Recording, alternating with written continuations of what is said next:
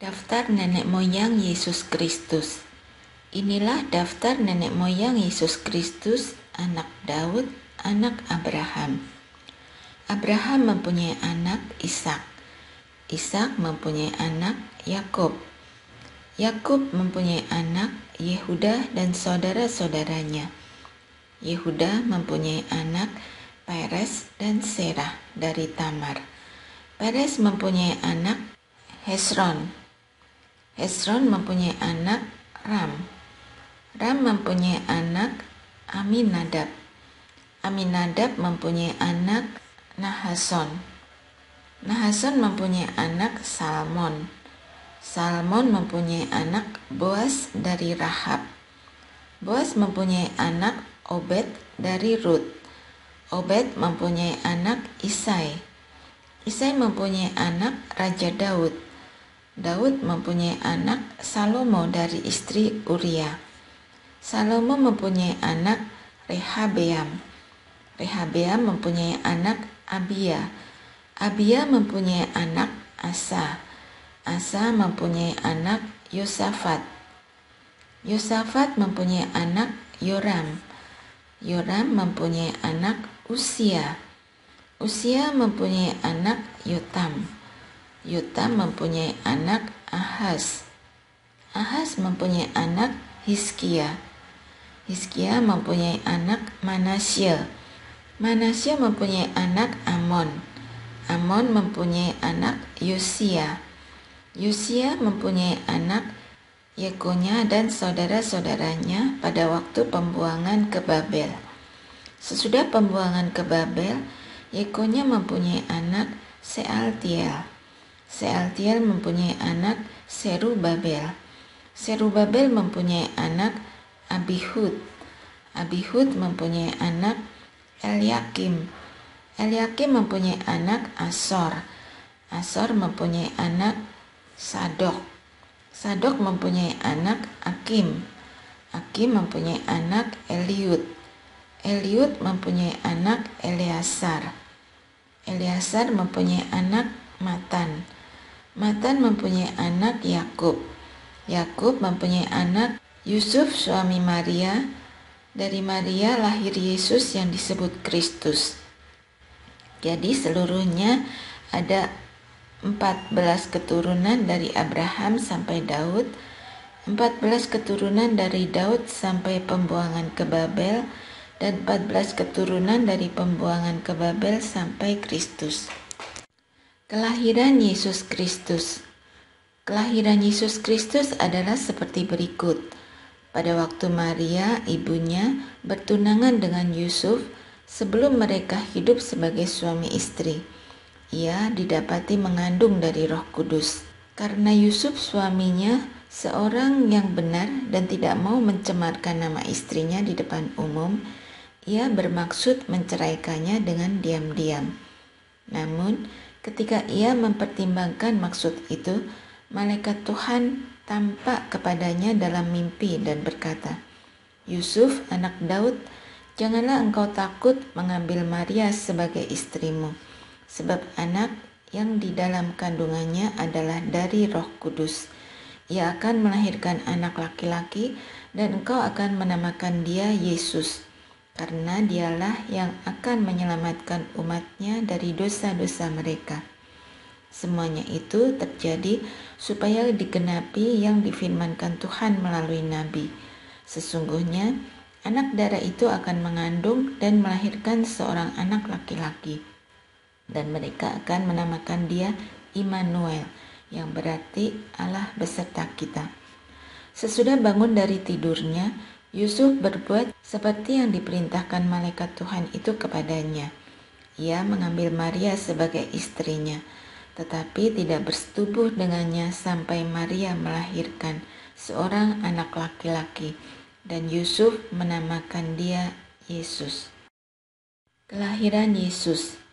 Pada waktu itu, Kaisar Agustus mengeluarkan suatu perintah, menyuruh mendaftarkan semua orang di seluruh dunia. Inilah pendaftaran yang pertama kali diadakan sewaktu Quirinius menjadi gubernur di Syria. Lalu semua orang pergi mendaftarkan diri, masing-masing ke kotanya sendiri. Yusuf pun pergi dari kota Nazaret di Galilea ke Yudea, ke kota Daud yang bernama Betlehem, karena ia berasal dari keluarga dan keturunan Daud, untuk mendaftarkan diri bersama Maria, tunangannya yang sedang mengandung. Ketika mereka di situ, tibalah waktunya bagi Maria untuk bersalin, dan ia melahirkan seorang anak laki-laki, anaknya yang sulung. Ia membedungnya lalu membaringkannya di dalam palungan, karena tidak ada tempat bagi mereka di penginapan. Gembala-gembala. Di daerah itu ada gembala-gembala yang tinggal di padang menjaga kawanan ternak mereka pada waktu malam. Lalu berdirilah seorang malaikat Tuhan di dekat mereka, dan kemuliaan Tuhan bersinar meliputi mereka, dan mereka sangat ketakutan. Kata malaikat itu kepada mereka, "Jangan takut, sebab sesungguhnya aku memberitakan kepadamu kesukaan besar untuk segala bangsa. Hari ini telah lahir bagimu juru selamat, yaitu Mesias Tuhan di kota Daud. Inilah tandanya bagimu, kamu akan menjumpai seorang bayi yang dibedung dan terbaring di dalam palungan." Tiba-tiba, tampaklah bersama-sama dengan malaikat itu sejumlah besar bala tentara surga yang memuji Allah. Katanya, "Kemuliaan bagi Allah di tempat yang maha tinggi, dan damai sejahtera di bumi di antara manusia yang berkenan kepadanya."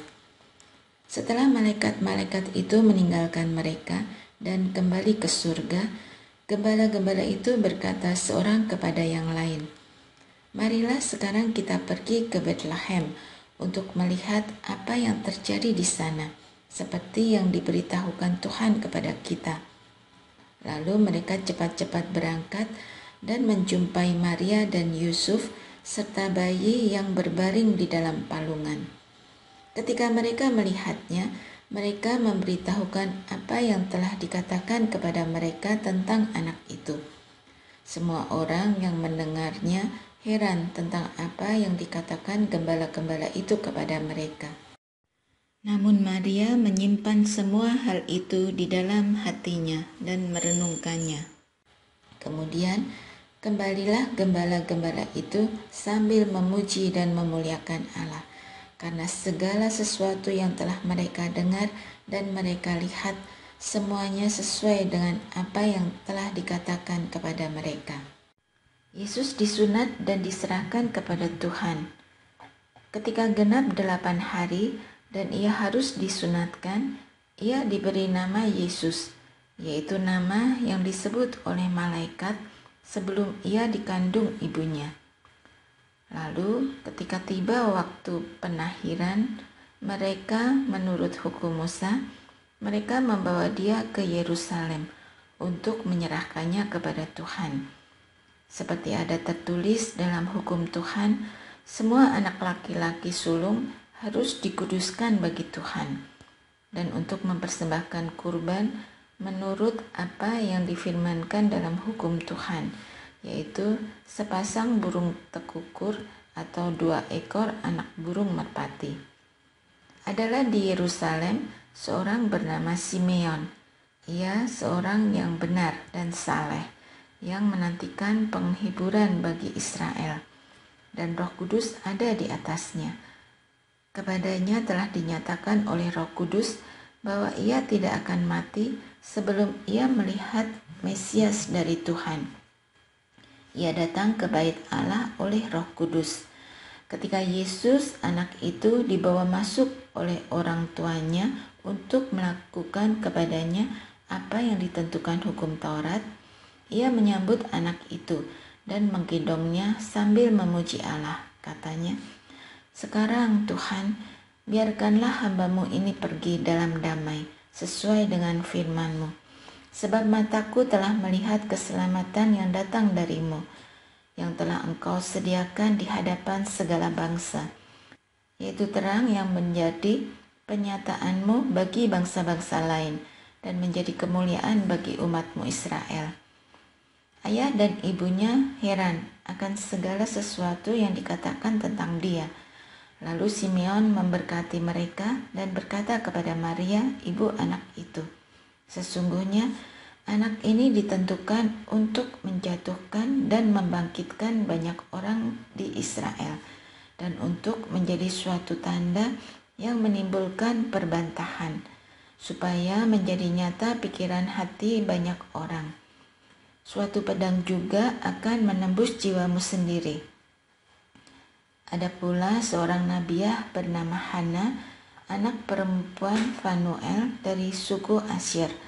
Sesudah kawin, ia hidup bersama suaminya 7 tahun lamanya, lalu menjanda sampai berumur 84 tahun. Ia tidak pernah meninggalkan bait Allah, dan siang malam beribadah dengan berpuasa dan berdoa. Pada saat itu juga, ia mendekat dan mengucap syukur kepada Allah. Ia berbicara tentang anak itu kepada semua orang yang menantikan pembebasan untuk Yerusalem. Kembali ke Nazaret. Setelah selesai semua yang harus dilakukan menurut hukum Tuhan, kembalilah mereka ke Galilea, ke kota mereka, Nazaret. Anak itu bertambah besar dan menjadi kuat, penuh hikmat dan anugerah Allah ada padanya. Yesus pada umur 12 tahun dalam bait Allah. Tiap-tiap tahun, orang tua Yesus pergi ke Yerusalem untuk merayakan Paskah. Ketika Yesus telah berumur 12 tahun, pergilah mereka ke Yerusalem, seperti yang lazim pada perayaan itu.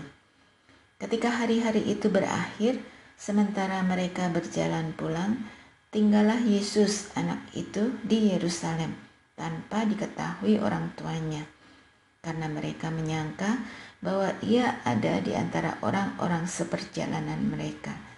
Berjalanlah mereka sehari perjalanan jauhnya, lalu mencari dia di antara kaum keluarga dan kenalan mereka. Karena mereka tidak menemukan dia, kembalilah mereka ke Yerusalem sambil terus mencari dia. Sesudah 3 hari, mereka menemukan dia dalam bait Allah.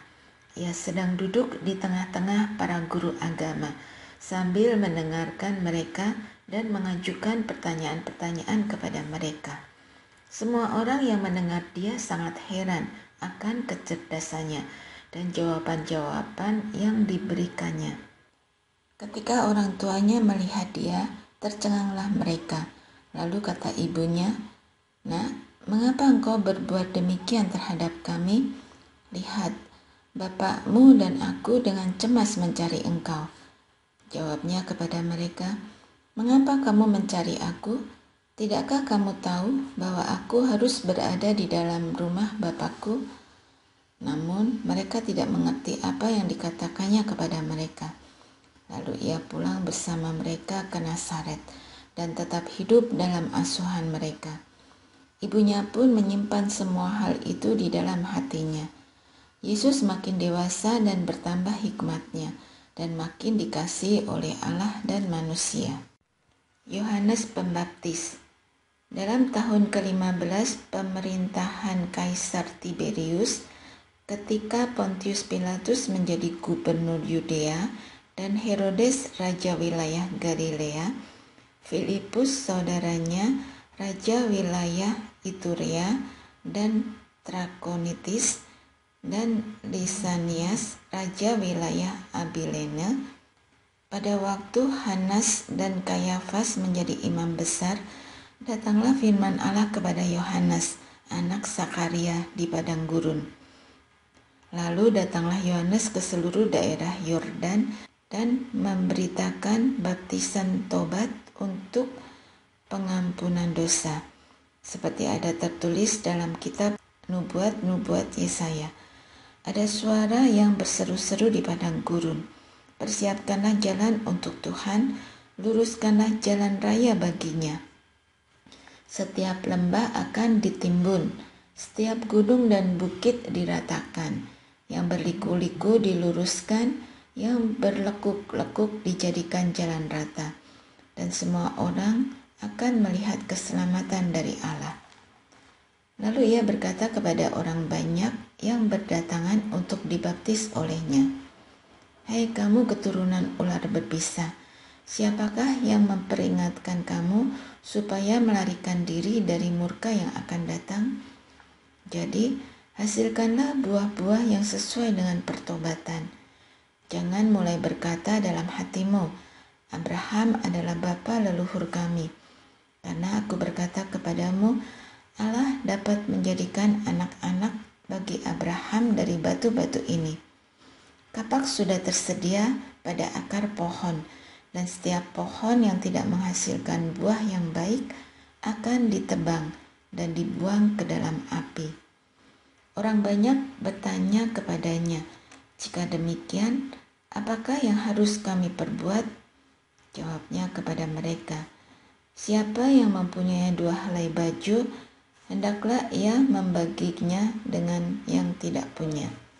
Dan siapa saja yang mempunyai makanan, hendaklah ia berbuat juga demikian." Pemungut-pemungut cukai juga datang untuk dibaptis, dan mereka bertanya kepadanya, "Guru, apakah yang harus kami perbuat?" Jawabnya, "Jangan menagih lebih banyak daripada yang telah ditentukan bagimu." Prajurit-prajurit juga bertanya kepadanya, "Dan kami, apakah yang harus kami perbuat?" Jawab Yohanes kepada mereka, "Jangan merampas dan jangan memeras siapapun. Cukupkanlah dirimu dengan gajimu." Namun, karena orang banyak sedang menanti-nanti dan semuanya bertanya dalam hati tentang Yohanes, kalau ia adalah Mesias, Yohanes menjawab dan berkata kepada semua orang itu, "Aku membaptis kamu dengan air, tetapi Ia yang lebih berkuasa daripada aku akan datang. Membuka tali kasutnya pun aku tidak layak. Ia akan membaptis kamu dengan Roh Kudus dan dengan api. Alat penampis sudah di tangannya untuk membersihkan tempat pengirikannya dan untuk mengumpulkan gandum ke dalam lumbungnya. Tetapi sekam akan dibakarnya dalam api yang tidak terpadamkan." Dengan banyak nasihat lain, Yohanes memberitakan kabar baik kepada orang banyak.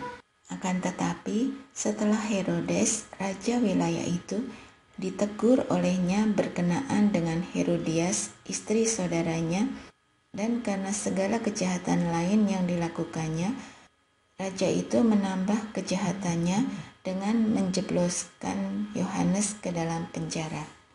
Yesus dibaptis. Ketika seluruh orang banyak itu telah dibaptis, dan ketika Yesus juga dibaptis dan sedang berdoa, terbukalah langit, dan turunlah Roh Kudus dalam wujud serupa burung merpati ke atasnya.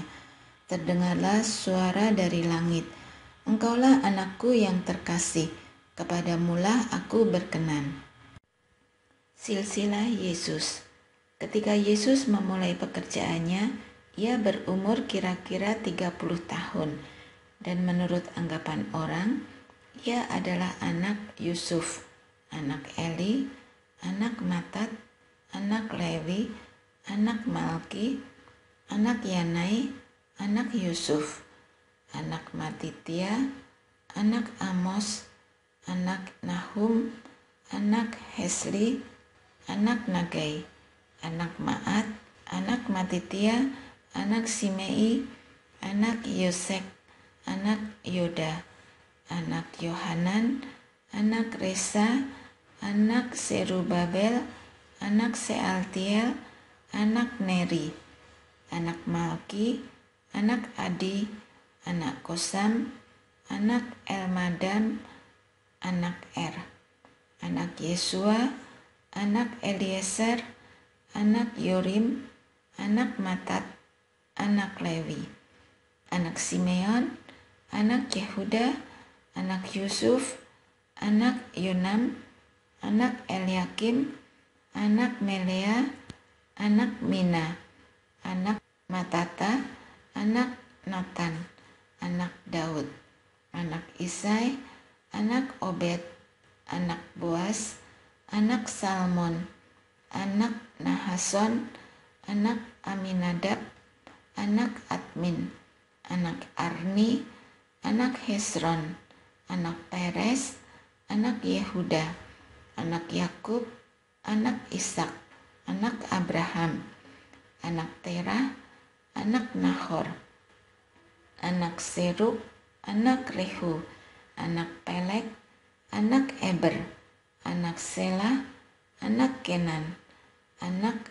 Arpaksad, anak Sem, anak Nuh, anak Lameh, anak Metusalah, anak Henoh, anak Yared, anak Mahalaleel, anak Kenan, anak Enos, anak Set, anak Adam, anak Allah.